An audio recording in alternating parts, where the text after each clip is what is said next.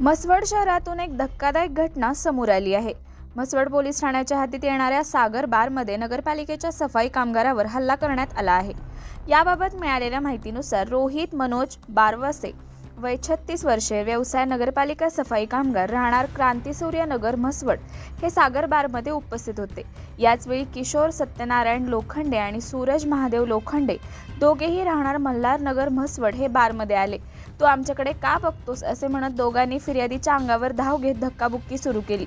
आरोपी किशोर लोखंडे यांनी फिर्यादीच्या शर्टची कॉलर पकडून हाताने मारहाण करत शिवीगाळ आणि दमदाटी केली। दरम्यान आरोपी सूरज लोखंडे याने तेथे टेबलवर ठेवलेला काचेचा ग्लास उचलून फिर्यादीच्या अंगावर फेकण्याचा प्रयत्न केला। फिर्यादी खाली वाकल्याने तो काचेचा ग्लास थेट डोक्याला लागून गंभीर दुखापत झाली। या हल्ल्यात फिर्यादीच्या डोक्यातून रक्तस्राव सुरू झाला।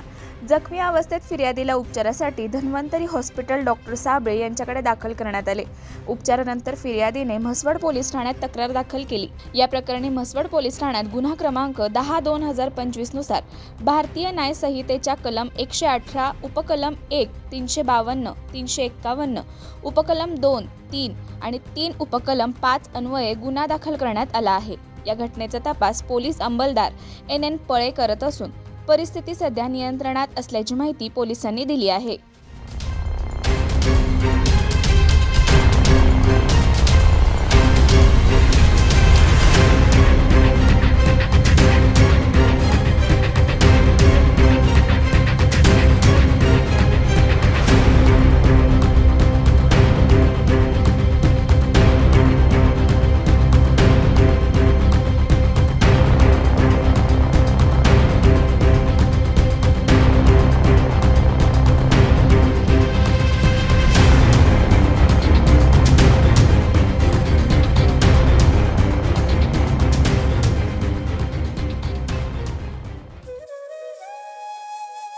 अशाच नवनवीन अपडेट्ससाठी आमच्या खबर गावाकडची या चॅनेलला सबस्क्राईब करा, आमचे व्हिडिओ लाईक करा आणि शेअर करा।